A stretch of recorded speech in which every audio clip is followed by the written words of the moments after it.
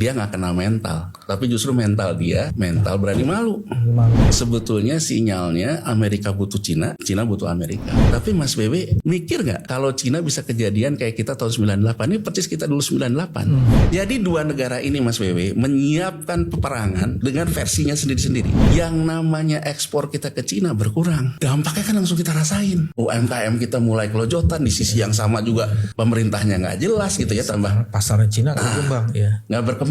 Nah kemudian di sisi lain likuiditas uang beredar kita juga Amerika Serikat ngerem. Kita ini kan kena dua-duanya Mas Bebe. Jadi menurut saya komunikasi terpenting bukan bicara sesuatu yang glory gitu besar-besar, tapi bagaimana presiden mampu meyakinkan kelompok super kayanya kalau Anda juga dapat untung. Tapi kalau negara ini kemudian berantakan, emang Anda kuat nggak makan rendang? Gitu loh, kurang lebih kan gitu ya. Iya.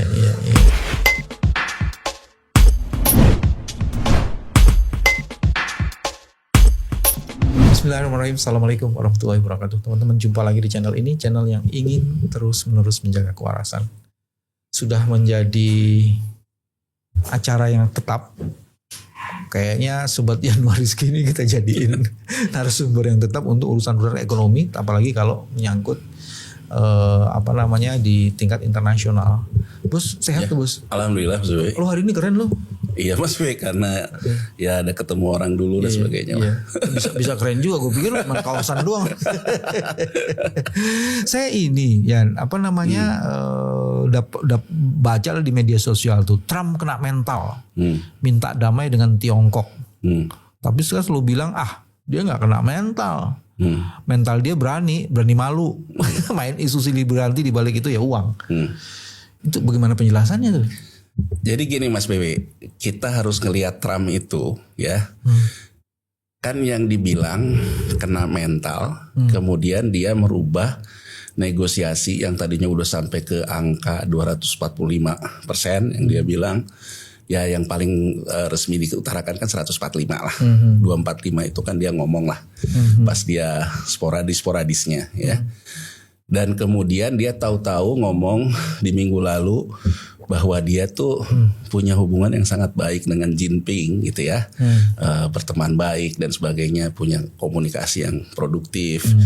Dia bilang soal tarif itu dia akan buka ruang negosiasi, tapi tidak mungkin nol. Kan itu mengejutkan buat banyak orang. Nah banyak orang netizen kita membilang bahwa dia kena mental ya. Artinya dia ciut nyalinya kecil. Nyalinya kecil. Tapi saya ingin membuka perspektif lain Mas Bebe, untuk kita melihatnya secara fair gitu ya. Jadi ketika awal Trump itu mengenakan tarif ke banyak negara, itu kan mengakibatkan sentimen negatif yang besar di seluruh pasar keuangan. Jadi seluruh instrumen pasar keuangan yang namanya investasi portofolio itu semua mengalami kejutan harga lah, turun dengan besar-besaran, baik di saham maupun di nilai tukar. Dalam hal ini pelemahan US dollar index. Nah kemudian terjadilah rebalancing ke emas yang dianggap kalau pada saat ketidakpastian emas akan naik. Cuman harus diperhatikan juga sebetulnya bukan hanya ke emas. Amerika Serikat juga selalu membentuk persepsi bahwa sekarang itu yang namanya reverse currency. Jadi reverse currency itu gini Mas Bebe. Kalau saya punya US dollar, kalau begitu US dollarnya lemah, yang naik itu Bitcoin. Nah, jadi Amerika Serikat itu menciptakan juga sebuah persepsi bahwa kalau orang kemudian ingin melakukan dedolarisasi dan kemudian orang akan menggunakan digital currency, orang sebetulnya digiring masuk ke Bitcoin. Karena kan gini Mas Bewe, sistem pembayaran itu dengan teknologi sekarang itu semakin murah. Jadi kalau dulu saya misalnya mau transfer ke negara lain, harus masuk ke sistem SWIFT. Di SWIFT antar bank ada biaya telex, ada biaya segala macam. Nah dengan sistem digital currency sebetulnya biaya SWIFT itu bisa turun. Kemudian yang namanya transfer juga bisa dengan cepat. Nah biasanya yang memediasi itu namanya digital currency. Nah biar pemirsa kita juga bisa paham ya Mas Bebe, kan ada isu juga yang berkembang, orang-orang kaya kita memindahkan uangnya ke luar negeri. Nah kalau kita lihat dia pindahnya itu ke instrumen itu instrumen uang digital juga. Oke. Uang digital yang memang ujungnya adalah ke Bitcoin. Tidak harus keluar negeri dong Pak. Jadi bisa dari sini. Iya kan? dari sininya. Jadi gini loh. Kalau dulu misalnya saya mau ngelariin duit nih, Mas BW ya, mau ngelariin duit ke Amerika Serikat. Saya kan harus masuk ke perbankan, ke sistem SWIFT. Nanti masuklah ke dalam sistemnya Bank Indonesia. Tahuan lah uang ini buat apa. Nah sekarang dengan adanya digital currency, saya beli dulu digital currency. Digital currency itu nanti yang akan beli kemana saya mau menempatkan instrumen kita. Nah terhadap uang orang-orang kaya di Indonesia ini yang terjadi katanya sejak Oktober tahun lalu, itu menurut Bloomberg dan Reuters setelah dia masuk ke dalam digital currency, dia pindah ke emas. Oh, jadi cuma perantara aja jadi currency. Kalau orang kaya beda sama emak-emak nih Mas Bebe. Kalau emak-emak kan rebutan emas antam. Kalau orang kaya dia mencari instrumen emas yang memang menghedging US dollar. Karena kan dia menghedging kekayaannya. Jadi kan kalau mama kan rame-rame nih rebutan emas antam. Nah kalau dia itu sebetulnya masuk ke instrumen emas yang memang diperdagangkan di bursa globalnya. Jadi apakah betul orang kaya itu mau lari di Indonesia? Tidak kalau menurut saya. Tendensinya dia mengambil keuntungan. Gitu loh. Jadi dia mengambil keuntungan karena keuntungannya kan sekarang lagi besar di emas, tapi emas yang mana nih? Emas yang ada di pasar keuangan global. Ya, jadi artinya dia sebetulnya mengambil untung daripada di sini boncos, dia menjambillah keuntungan di sana. Yang kemungkinan ya nanti bisa aja kembali. Jadi kalau kembali ke logika yang dulu Presiden Jokowi selalu ngomong ada di kantong saya 11.000 triliun dan sebagainya. Sebenarnya kan uang-uang ini. Tapi kan kalau sekarang kita mau mengatakan pemerintah kita sampai hari ini ya tidak pernah bisa menegosiasikan uang ini untuk masuk ke dalam instrumen investasi kita. Itu soal lain. Kita selesaiin dulu yang soal Trump ini. Nah, jadi Mas BW, yang terjadi itu ya ketika Trump ngomong negatif, pasar semua turun negatif. Sesuai dengan protokol pasar keuangan dunia. Kalau informasinya itu ada, maka itu dianggap wajar, Mas Abi. Jadi undang-undang pasar modal itu kan terdiri dari saham, obligasi, dan semua derivatifnya. Jadi bukan hanya saham doang, tapi seluruh instrumen pasar keuangan itu adanya di undang-undang pasar modal. Di undang-undang pasar modal setiap negara, bahwa yang namanya harga itu harus wajar, teratur, efisien, Mas Abi. Nah, teratur itu dilihatnya ketika harga itu jatuhnya itu memang didukung oleh informasi. Efisien, informasi itu diserap dengan sempurna. Ya, wajar harga merefleksikan terhadap kedua hal ini. Nah, jadi kalau informasinya negatif dan itu masif dan itu diberikan oleh Presiden Amerika Serikat yang surat hutangnya itu dipegang oleh Cina, dipegang oleh Jepang, dipegang oleh beberapa Eropa, Jerman, dipegang oleh Inggris. Tentu itu impactnya akan kemana-mana. Akan gede. Di Presiden Amerika Serikat yang juga menjadikan US dollar itu ruling currency dalam sistem perdagangan pasar keuangan, maka impact akan besar. Maka terjadilah koreksi yang dalam terhadap semua. Jatuhnya luar biasa. Nah, sekarang kita lihat gitu. Trump setelah kayak gitu, dia kemudian berbalik. Pertama yang berbalik. Oh, saya pause dulu nih kebijakan tarif ini. Pasar balik lagi. Aku ingin memberikan perspektif, Mas Bebi. Dan orang boleh lihat ya. Jadi aku lihat di datanya, dashboardnya Federal Reserve, Bank Sentral Amerika Serikat, The Fed. Jadi sampai dengan bulan Maret, sebelum Trump mengumumkan 2025 tuh. 2025 sebelum Trump mengumumkan soal tarif. Federal Reserve dalam ini The Fed itu grafiknya sudah mengurangi yang namanya surat utang yang dipegang. Jadi gini Mas Boy, Bank Sentral Amerika Serikat itu mengambillah surat utang pemerintah Amerika Serikat dari pasar, dari pelaku pasarnya, dari dealernya, dari banknya. Dia memberikanlah uang, sehingga akhirnya cadangan devisa dia adalah surat utang pemerintah Amerika Serikat. Nah, surat utang pemerintah Amerika Serikat ini dari mulai bulan September tahun lalu sampai sampai Maret kemarin itu sudah dikurangi terus. Artinya dia jual. Nah artinya Si Federal Reserve jual.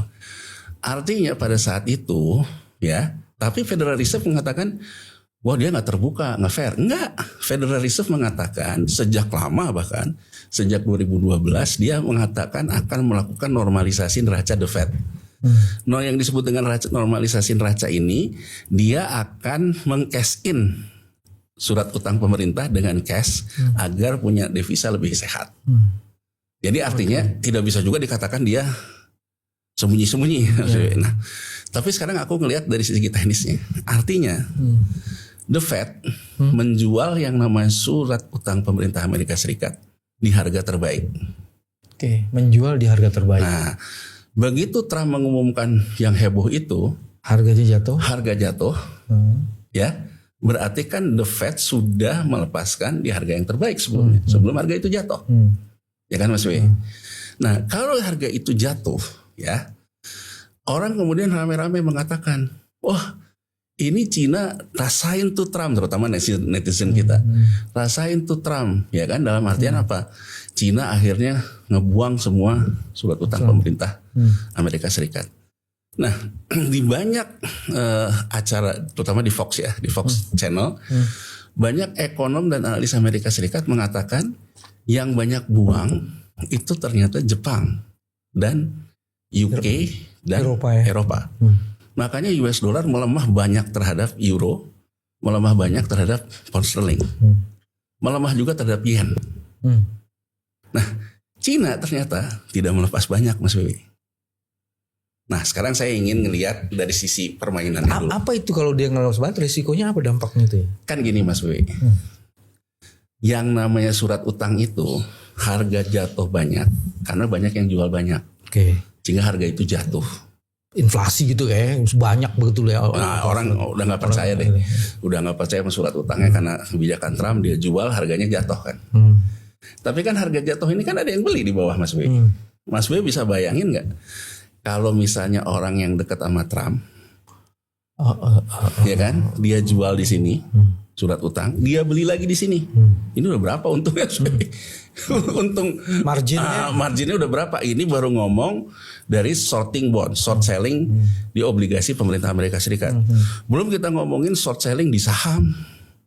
Belum kita ngomong short selling di pasar Indonesia, short selling di mana-mana kan. Itu uang semuanya Mas W. Nah, kemudian yang menariknya dari Trump ini kan muncul juga di banyak Instagram gitu yang banyak di forward oleh netizen Indonesia. Dia ketawa-ketawa sama teman-temannya. Oh kamu untung berapa billion US dollar untuk segala macam. Makanya kan Mas Wewe di podcast sebelumnya saya kan mengatakan kalau ini urusannya semata-mata Trump, pasti akan ada di Kongres dan di Senat seperti pansus dulu ketika Nixon kena Watergate. Sampai hari ini kan nggak ada Mas Wewe. Kalau memang serius dia bikin kayak gitu, harusnya ada tim investigasi itu. Kalau enggak artinya memang ini pilihan Amerika Serikat. Nah makanya kan aku bilang kalau memang Cina juga serius berperang dengan Amerika Serikat sebagai pemegang surat utang pemerintah Amerika Serikat yang terbesar, dia ajukan saja gugatan ke US SEC. Karena US SEC kan selalu mengatakan bahwa pasar keuangan di Amerika Serikat selalu tegas terhadap hukum. Jadi kan betul-betul secara perang dia serius perang sama Amerika Serikat, serius perang juga di isunya. Kenapa Cina mesti ngajuin itu ke US itu? Nah kan gini, kalau berharap dalam sistem politik Amerika Serikat, Chairman SEC ini baru mendapatkan penetapan dari Kongres dan Senat. Jadi gini Mas BW, di Amerika Serikat beda sama kita. Kalau di Amerika Serikat yang namanya ketua SEC, kalau di kita ketua OJK, yang namanya gubernur chairman the Fed, kalau di kita gubernur BI, itu dipilih, diajukan oleh presiden terpilih ketika dia sudah mendapatkan mandat di Gedung Putih.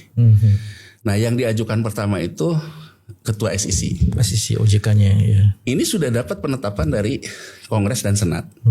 Dan profilnya ini berbeda dengan biasanya chairman SEC sebelumnya. Jadi kalau chairman SEC sebelumnya itu selalu orang-orang litigasi, Mas Bebe. Makanya aku juga kalau ditanya soal OJK kita sejak berdiri tidak pernah memasukkan orang-orang litigasi. Padahal dalam undang-undangnya soal penanganan kasus, soal litigasi, soal kasus. US SEC itu selalu diisi oleh orang-orang karir, oleh orang-orang yang beranjak dari dunia litigasi. Nah, chairman SEC yang baru sekarang ini berangkat dari dunia kripto, Mas Bebe. Diusulkan oleh si Trump, disetujui oleh Kongres dan Senat. Nah, jadi kan gini Mas Bebe, kalau Mas Bebe sekarang jadi ketua SEC, baru menjabat, latar belakang juga bukan orang yang biasa ngurusin litigasi, ya kan? Kemungkinan Mas Bebe biasa di kripto, mungkin Mas Bebe juga nganggap yang Trump ini bukan prioritas dia.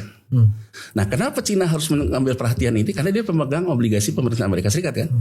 Diajukan karena di undang-undang pasar modal negara manapun pemegang saham publik, bondholder dalam hal ini ya, karena bukan saham ya, pemegang obligasi publik, dia mengajukan ke SEC, saya dirugikan oleh informasi. Kenapa dirugikan? Gini Mas Bebe, ini yang orang harus lihat ya. Siapa sebetulnya yang kena mental? Ya, apa sih yang dimaksud oleh Trump menjatuhkan harga surat utang sampai ke bawah? Yield naik ya, Mas Bebe. Cina itu melakukan devisa kontrol. Jadi nggak kayak kita, kursnya bergerak-gerak, devisa bebas. Dinamis. Nah, dia bisa melakukan penyesuaian yang namanya kurs yuan terhadap US dollar kalau ditetapkan oleh gubernur bank sentralnya. Cina itu mempunyai cadangan devisa, dalam hal ini cadangan devisa mata uang asing dalam ini US dollar untuk dia mengendalikan nilai yuannya, itu dengan juga dia pegang surat utang pemerintah Amerika Serikat. Kayak balance of power gitu ya. Balance of power. Nah, jadi gini, Trump di satu sisi dia membuat harga surat utang itu turun, membuat devisa neto pemerintah Cina pun turun karena harganya turun. Kalau devisa netonya turun, mau nggak mau dia akan melakukan depresiasi mata uang. Gitu loh Mas Bebe. Kalau dia depresiasi mata uang, tujuan Trump di tarif itu tercapai. Nah, orang kemudian ngomong, ternyata Trump kalah mental. Karena ternyata penurunan surat utang ini membuat dia takut sama posisi surat utang, karena terutama terhadap mutual fund dan sebagainya, dia pause. Nah, kalau menurut saya nggak gitu juga, ya kan? Kalau dia pause, berarti kan sebetulnya Cina juga diuntungkan, karena harga itu balik lagi sekarang ke atas lagi. Nah, kita kesampingkan dulu karena Cina agak tertutup ya. Tapi kan setelah dia pause di minggu lalu, Departemen Keuangan Amerika Serikat mengatakan bahwa mereka akan melakukan buyback surat utang. Ini Mas Bebe, Amerika Serikat itu juga sekarang memiliki hutang jatuh tempo yang besar. Trump itu strateginya tidak ada penerbitan surat utang baru. Karena kalau penerbitan surat utang baru, akan ada lagi uang beredar ke negara-negara Asia yang mengakibatkan tekanan terhadap Cina nggak terjadi. Nah, dia biasanya membayar hutang jatuh tempo dengan menerbitkan hutang lagi. Nah, sekarang Mas B, kebayang nggak ada hutang berjatuh tempo, harganya dijatuhin, dia kemudian buyback. Sama aja dengan dia bayar hutang di diskon kan. Nah, jadi saya Mas BW, yang saya utarakan ke Mas BW, dia nggak kena mental, tapi justru mental dia, mental berani malu. Main-main isu, di balik isu itu ada mengambil keuntungan, dan kemungkinan besar menurut saya ini bagian dari self-sufficiency Amerika Serikat. Jadi gini loh Mas BW, kalau nanti tarif jadi diterapkan, inflasi di Amerika Serikat naik, orang Amerika Serikat ini kurang lebih udah dibagi nih oleh kebijakan presidennya lewat keuntungan dari pasar keuangan. Nah, kita baca sampai situ.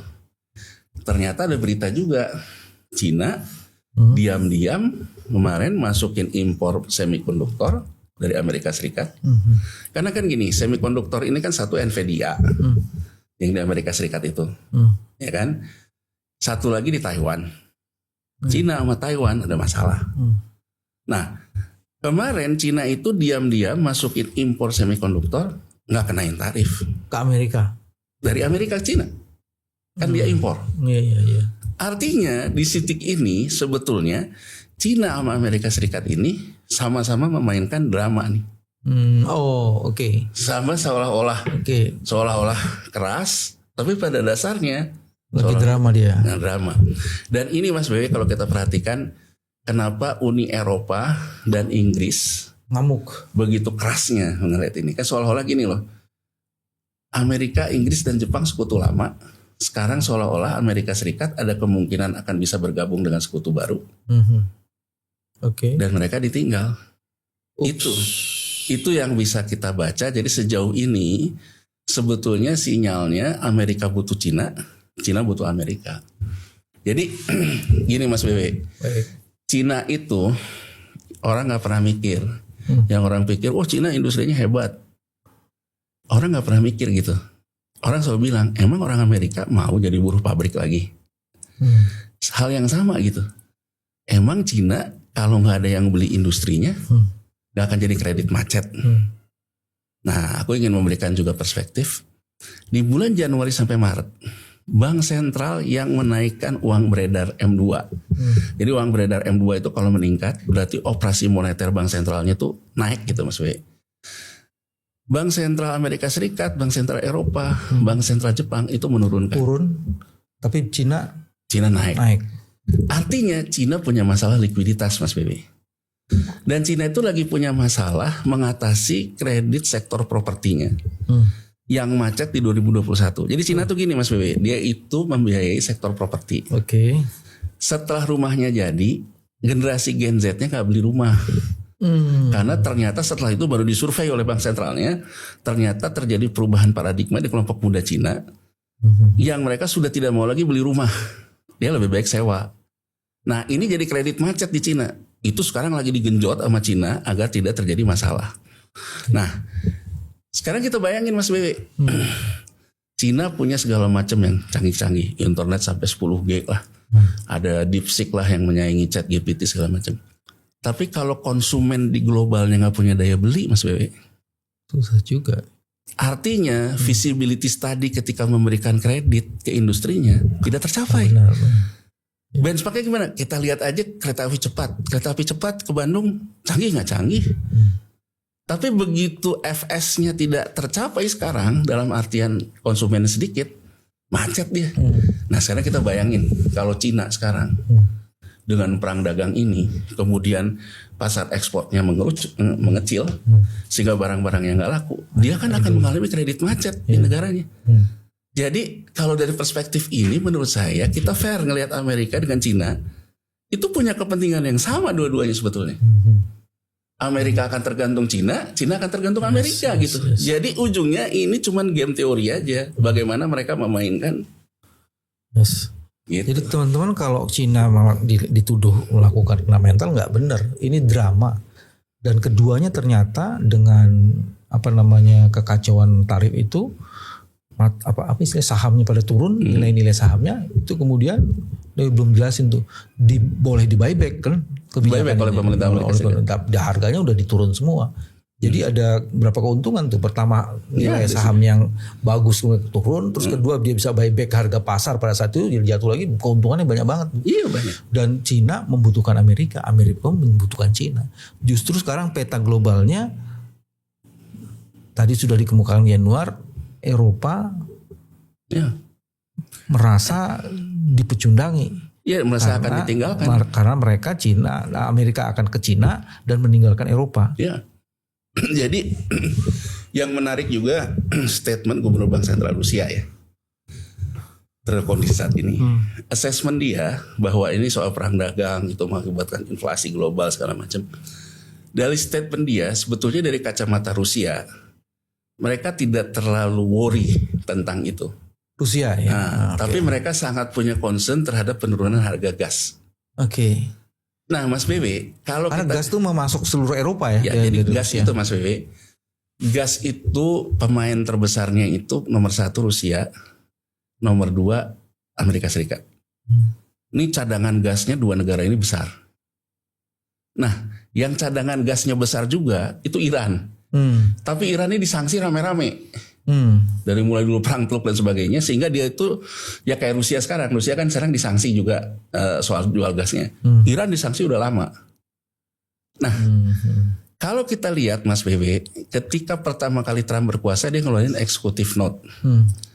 Dia menghentikan yang namanya green energy yang menjadi andalan Eropa Barat di luar Rusia. Yang ingin melakukan mengganti gas dengan energi green. Nah, Trump ketika pertama kali berkuasa dia cabut komitmen Amerika Serikat terhadap green energy. Kemudian Trump pertama kali ketemu sama Putin. Jadi kalau saya bacanya sebetulnya Amerika dan Rusia sudah ketemu, sama-sama punya kepentingan bahwa harga gas harus naik, pasar gas harus baik. Nah, kalau kita baca Uni Eropa ketika kita pas mau Lebaran itu mengeluarkan statement bahwa warga negaranya di Eropa harus menyediakan logistik 72 jam. Kesannya kan mau perang. Ya kan? Kenapa? Karena Uni Eropa tuh Mas BB, dia baru kecewa. Karena wakil presidennya Trump itu pas di Uni Eropa bilang, ketika ditanya soal komitmen green energy ini, kurang lebihnya tuh kalau saya dengerin si wapresnya Trump ini bilang, ya kalian nih kan Eropa ini ngebangun green energy ngomong doang, nggak jadi-jadi.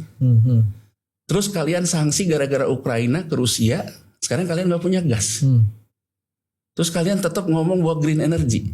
Nah, di situ menurut saya kesannya Uni Eropa marah betul, karena seolah-olah mereka disuruh pragmatis juga oleh Amerika Serikat, buka aja sanksinya Rusia, ya kan? Sementara kan mereka kan Ukraina kan hal mati buat Eropa kan, agar Anda bisa dapat gas. Nah, kalau kita baca nih Mas BW, Timur Tengah nih tensinya naik lagi loh. Urusannya apa tuh Timur Tengah? Karena kan tadi aku bilang yang punya gas banyak dan juga kena sanksi Iran. Jadi saya membaca gini, kurang lebihnya Uni Eropa kayaknya dan juga Inggris, daripada dia pertarungan gengsi sama Rusia, melepaskan sanksi Rusia, kayaknya mereka lebih memilih mengambil gasnya Iran. Nah, jadi dalam peta global seperti ini ada kesan New World Order nih.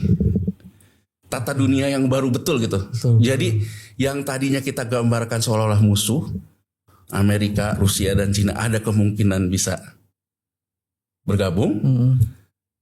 Uni Eropa ada kemungkinan juga bisa mengambil ke Iran dan sebagainya. Perubahan tuh tata ekonominya. Tata ekonomi. Jadi kalau kita lihat gejolak di dunia ya gini gitu. Jadi sama aja dengan gini Mas Wewe. Di Cina Mas Wewe.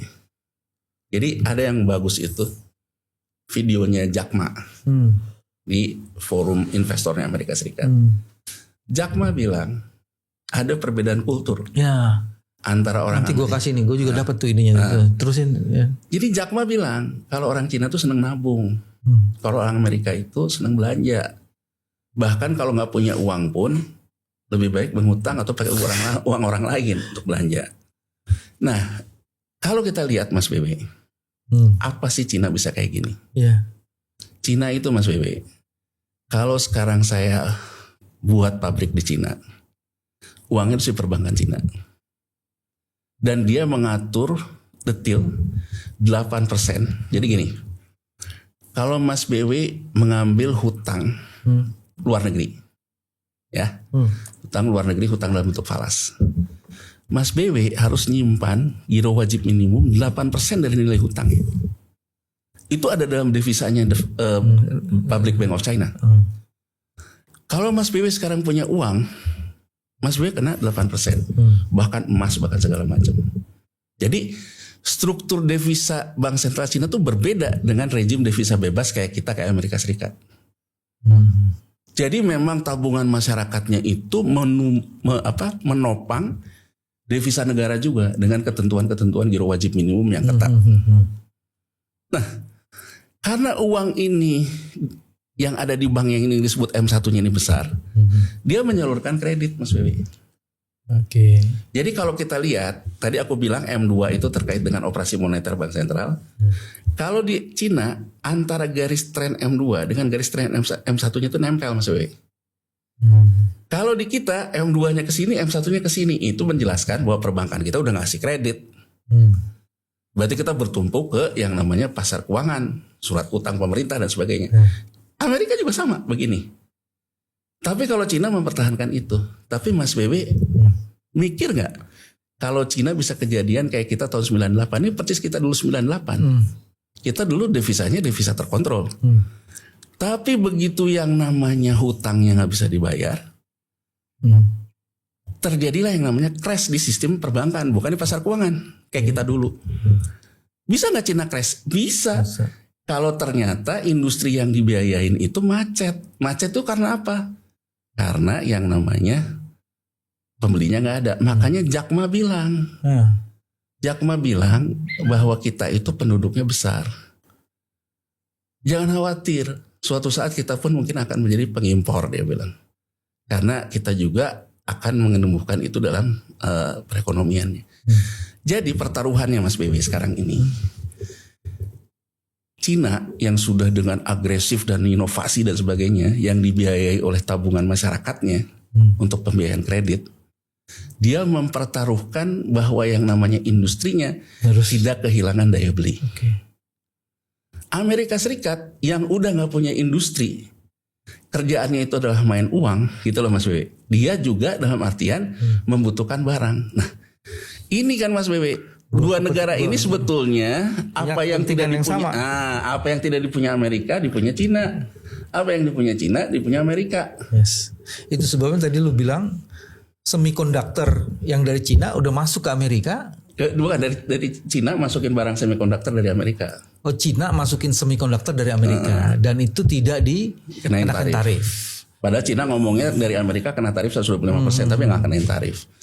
Dan ini maksudnya Cina, India, Amerika Serikat, basis industrinya itu dari ore, biji besi, baja, dan tembaga kuper. Jadi ketiga negara ini Mas Wewe, itu dia menopang yang namanya industrinya, punya bahan baku murah untuk industri karena dia punya ore murah. Hilirisasi ore lah, hilirisasi biji besi, hilirisasi baja, hilirisasi tembaga. Nah, Amerika Serikat itu dia sudah tidak lagi mengembangkan pabrik, tapi dia memakai instrumen terutama kuper, ya, dan biji besi untuk membuat semikonduktor. Jadi satu-satunya sekarang pabrik di Amerika yang masih hidup tuh pabrik semikonduktor. Cina karena dia juga membuat industri kereta cepat, industri segala macam, baja, ore dan tembaganya tidak semua dipakai untuk yang namanya semikonduktor. Ada yang dipakai juga untuk kebutuhan pabrik, besi pabrik dan sebagainya. Nah, yang menggunakan semikonduktor itu Taiwan. Tapi kan Cina tidak mau mengakui Taiwan. Nah, sementara Cina sekarang jualan yang namanya high-tech ini kan. Dia membutuhkan chip kan. Sementara chipnya dari Amerika. Jadi pertanyaannya simpel. Kenapa Cina yang punya ore, punya kuper, itu tidak bisa berdikari dalam semikonduktor? Karena ore dan kupernya dicampur tembaga, dipakai Cina untuk membangun macam-macam pabrik. Kereta cepat lah segala macam. Amerika Serikat nggak bangun yang kayak gitu. Semua dipakai sama dia untuk semikonduktor. Jadi semikonduktor itu Amerika Serikat banyak, Cina kekurangan. Sementara Cina sekarang masuk ke produk-produk high tech yang membutuhkan chip. Nah, kan harusnya dia juga sebetulnya sudah mulai kena. Nah, kenapa coba Trump mengatakan negosiasinya itu dengan TikTok? Betul, TikTok tadinya dilarang sama dia terus dicabut kan? Iya, dan Amerika Serikat kan bilang, kalau Cina mau berdamai dengan saya, serahkan TikTok ke saya. Nah, ini Mas BW, karena TikTok itu bukan semata-mata kita ngelihat seperti kita lihat Instagram, dia sudah jadi sistem pembayaran global. Jadi orang yang jualan di situ bisa jadi sistem pembayaran, mengalahkan sistem-sistem SWIFT yang aku bilang tadi. Memang betul. Berkembang tuh ya. Berkembang. Nah, Amerika Serikat tuh inti kepalanya Mas BW. Aku ingat betul omongan Alan Greenspan waktu dulu perang dagang di era 2002 sampai 2005 kan yang melakukan the Fed bukan pemerintahnya. Alan Greenspan tuh bilang kita boleh defisit neraca perdagangan, tapi kita nggak boleh defisit tabungan. Yes. Nah ini Mas Bebe, jadi kita nggak boleh defisit perdagangan, tapi nggak boleh defisit tabungan. Artinya apa? Amerika Serikat menginginkan bahwa dolar tetap jadi ruling currency, sistem pembayaran tetap berpusat di Amerika Serikat. Ini yang dia pertahankan. Makanya kan coba Mas Bebe, yang Amerika Serikat katakan ke tim negosiasi kita. Oh iya, tim negosiasi apa hasilnya tuh ya? Ya, satu, QRIS sama GPN. QRIS, JPN, Dia minta cabut. DHE. Nah, QRIS dan GPN ini kan sistem pembayaran. Jadi Mas Bebe, ketika kita belum punya sistem pembayaran nasional, jauh lebih tahu Visa dan Master terhadap perilaku belanja kita. Iya. Jadi teropong banget di analisis. Jadi sistem pembayaran ini kan satu ada fee based income, ada fee-nya di situ yang jadi pendapatan lembaga keuangan. Kedua profiling kan. Profiling ya. Profiling. Nah Cina kan sudah mulai dengan Alipay-nya dan sebagainya. Kita membuat juga QRIS sama GPN. Ada satu lagi bos, lu lupa tuh. Mangga 2 disebut-sebut tuh. Ya Mangga 2 kalau itu mah menurut saya isu rame-rame aja lah. Ya kan disebut apa barang thrifting dan sebagainya lah. Tapi intinya kalau aku lihat ya Amerika tuh ingin bertahan dalam sistem pembayaran. Kedua Amerika Serikat juga ngomongin tentang devisa hasil ekspor. Ya kan? Artinya Amerika Serikat tuh tetap ingin mengontrol yang namanya sistem pembayaran oleh mereka. Yes. Baik melalui petrodolarnya sama satu lagi kan tadi cerita tuh di Bitcoinnya kan. Sekarang Bitcoin sudah menjadi apa di Amerika tuh? Nah gini Mas Bebe, salah satu eksekutif ordernya Trump ketika berkuasa pertama kali, dia bilang Bitcoin resmi menjadi reserve currency pemerintah Amerika Serikat. Reserve currency-nya. Nah, jadi dia punya mata uang hard currency US dollar. Dia punya mata uang digital currency Bitcoin. Walaupun ini di Amerika Serikat sendiri jadi perdebatan Mas Bebe. Karena Bitcoin ini kan yang punya yang buat bukan bank sentral. Yang buat tuh Bank of New York Mellon. Ya kan? Dan dia tim pendukung kampanyenya Trump. Private tuh dia. Nah, jadi ini kan jadi ribut juga. Kan harusnya kan digital currency yang dikeluarkan oleh Bank Sentral Amerika Serikat. Tapi Trump sudah mengatakan apa tadi Bitcoin? Bitcoin jadi Federal Reserve, jadi reserve currency-nya pemerintah Amerika Serikat. Jadi dia pegang dua ya, petrodolar sama Bitcoin ya? Ya, sama Bitcoin, sama surat utang segala macam. Nah, Mas BW, yang orang harus cermati menurutku ya. Aku tidak mengatakan bahwa Amerika itu nggak bisa kalah, gitu ya. Tapi aku juga sama tidak mengatakan Cina tidak begitu mudah juga untuk jadi pemenang. Kita negara yang sebetulnya tidak punya yang satu menang juga kita nggak ada punya kepentingan langsung. Ya. Dan bahkan nasib kita mungkin sama aja, bangsa terjajah.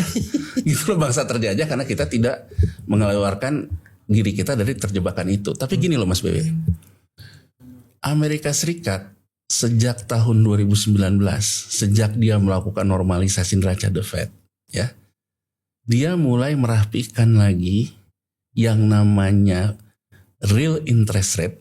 Jadi real interest rate itu gini Mas Bebe, selisih antara suku bunga yield surat utang Amerika Serikat, yield ya, bukan kupon. Jadi yield itu suku bunga yang di pasar, ya. Inflasi 5 tahun di Amerika Serikat forecast, kalau The Fed punya forecast, dikurangin dengan yield sekarang itu real interest rate. Jadi gini Mas Bebe, kalau inflasi dalam 5 tahun misalnya katakan aja 4%, yield sekarang 3%, maka ada real interest rate 1%. Ada 1% itu sebetulnya spekulasi berlebihan. Jadi gini, kalau Mas BW menghedging inflasi dalam 5 tahun, sebetulnya harga yield dengan harga inflasi 5 tahun harus sama, 0. Ya kan? Nah, orang ngukurnya kemana? Real interest rate grafiknya dengan grafik pergerakan harga emas itu segaris. Orang bilang gini, ketika harga surat utang pemerintah Amerika Serikat jatuh, berarti US Treasury Bond sudah bukan safe haven currency lagi. Karena kalau dulu yang namanya safe haven itu US Treasury, US dollar dan emas. Tapi cara ngelihatnya nggak gitu Mas BB. Cara ngelihatnya itu yang namanya real interest rate antara yieldnya si surat utang pemerintah Amerika Serikat sama forecast 5 tahun akibat perang tarif Trump itu dengan racing harga emas itu sejaris. Jadi aku mau ngomong Amerika Serikat menyiapkan dirinya untuk menghadapi perang tarif yang akan diluncurkan oleh Trump yang mengakibatkan inflasi di negaranya naik dengan cara mencetak uang lewat ketidakpastian yang diciptakan oleh isu yang dibuat oleh Trump. Itu faktanya. Jadi katakan saja besok Amerika Serikat mengalami kenaikan harga karena inflasi. Sebetulnya dia sudah siapkan uangnya untuk membiayai inflasi itu melalui ketidakpastian kemarin. Dan itu dampaknya bagi negara lain apa ya? Ya negara lain kan gak siap dong. Hancur. Kan ibaratnya gini loh Mas Bebe. Kalau kita ngomong, kalau kita tahu di depan mau perang, kita simpan beras di rumah, simpan segala macam.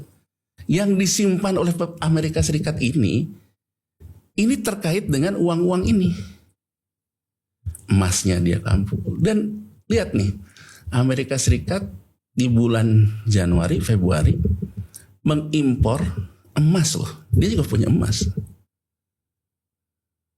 Jadi Amerika Serikat ini siap untuk menghadapi perang, Mas Bebe, perang dagang, kenaikan tarif. Oke. Dan negara lain yang lebih siap, yang juga siap itu adalah Cina. Cina siap dari sisi barang gitu. Dengan kata lain, ya kalau sekarang kamu punya duit, tapi kamu juga nggak punya barang, ya nggak bisa apa-apa kan? Jadi dua negara ini, Mas Bebe, menyiapkan peperangan dengan versinya sendiri-sendiri. Nah, yang jadi masalah sekarang kita ngelihat ke sisi kita, Mas Bebe. Sekarang dengan Cina terganggu di pasar globalnya. Jadi gini Mas Bebe. Jack Ma tuh ngomong. Kami. Iya, Jack Ma. Itu juga ada tuh ya. Ini diskusi-diskusi Jack Ma. Jack Ma bilang di masa lalu kami itu menjadi bangsa yang berproduksi besar, konsumennya besar. Kami bisa tidak membutuhkan negara lain. Kurang lebih begitu. Tapi sejak kami ekspansi besar-besaran terhadap industri, bahwa kami membutuhkan konsumen di luar Cina. Gitu loh Mas Bebe. Ini cara berpikir ini harus mantap dulu nih kita. Jadi Cina ini dalamnya dulu diberesin. Kalau kita kembali ke imperialisme zaman dulu Mas Bebe. Ya, orang selalu bilang kita ini nasib naas dijajah sama Belanda yang tidak membangun industri kan. Ya kan, cuman pecah belah, cuman disuruh jadi makelar. Ya kan, cuman jadi disuruh loyal ke Belanda. Tapi coba negara-negara yang dijajah oleh Inggris, India, Malaysia, dia dibangun juga industrinya di negara itu agar punya daya beli karena dia punya industri.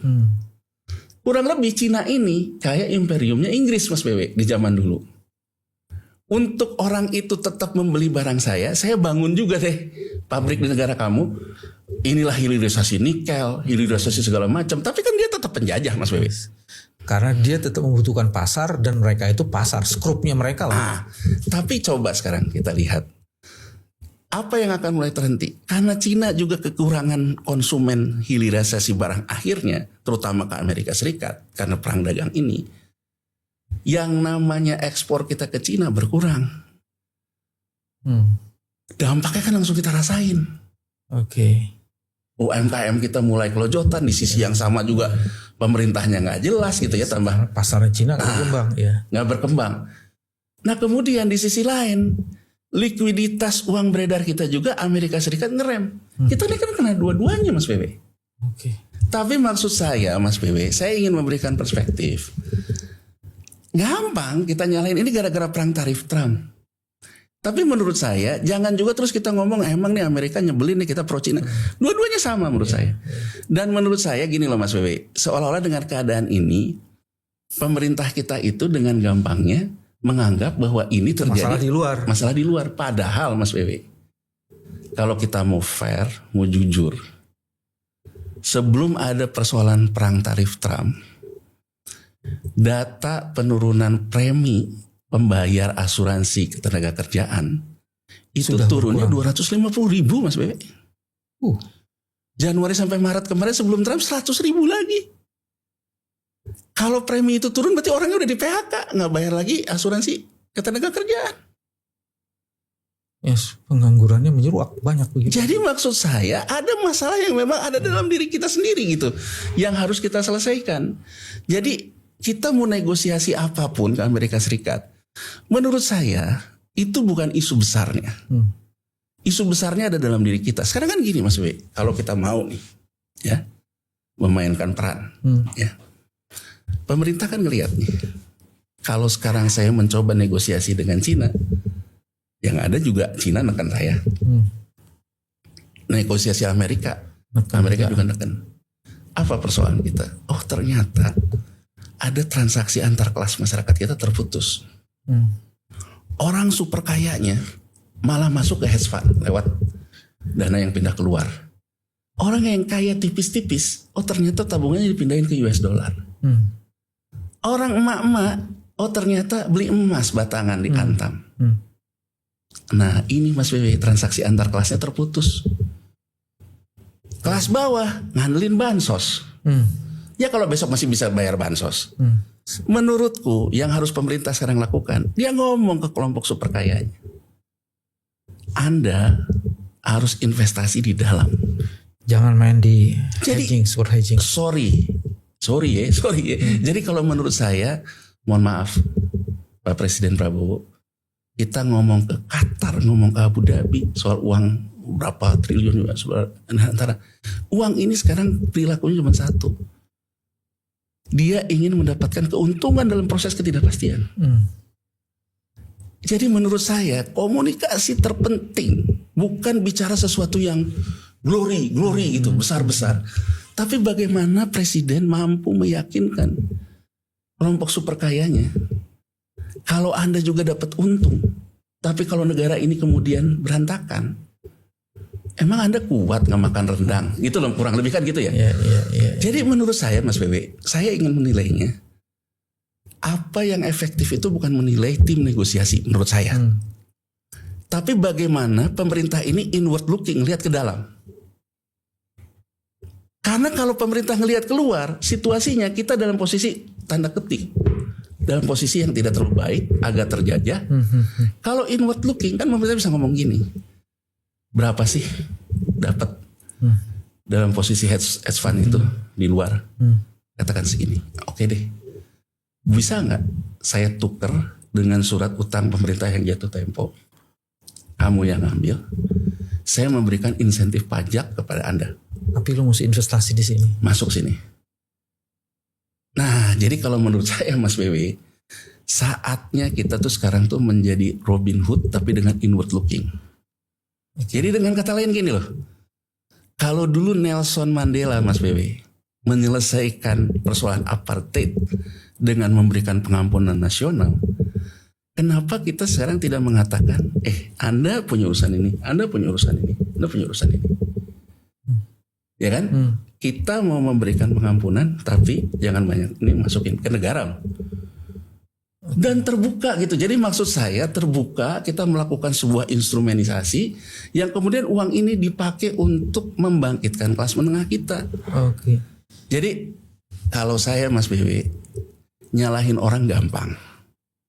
Tapi bercermin kepada diri sendiri itu yang sulit. Jadi kalau orang ngomong misalnya, ada juga yang komen di podcast kita sebelumnya gitu. Memang kita berdua ini pernah membangun industri apa? Ya enggak memang.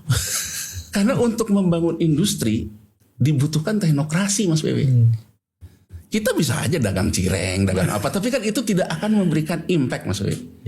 Jadi maksud saya yang bisa memberikan impact itu ketika pemerintah melakukan teknokrasi dan menggerakkan dana si kaya masuk ke sektor real. Itu jadi kita buat apa juga gitu kesana kemari, kita lebih baik inward looking.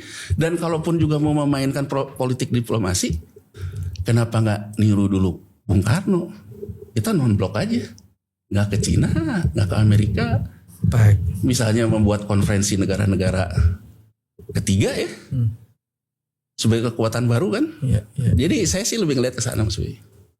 Teman-teman, ini berat, diskusinya berat. Tapi kalau mau dibikin sederhana, nggak bener kalau Trump kena apa sebutnya? Kena mental. Kena mental. Mereka berdua ini sama-sama jago, sama-sama licik dan saling membutuhkan. Yang jadi korbannya kita dan bahkan bukan hanya kita, Eropa pun dikorbankan. Dan yang paling penting lagi, pesannya Yanuar adalah sebaiknya kita menggunakan power yang ada di dalam ini untuk mencoba mengoptimalisasi dana-dana yang dimiliki oleh orang super kaya untuk melakukan investasi ke dalam. Dan ada peran pemerintah yang harus dilakukan di situ. Dan kalau itu bisa dilakukan, kita memperbaiki itu dari dalam. Itu pesannya Januar, dan itu caranya Januar dan kita menjaga kewarasan. Sampai jumpa lagi. Terima kasih. Harus disimak benar-benar karena memang agak berat ini temanya. Terima kasih. Assalamualaikum warahmatullahi wabarakatuh.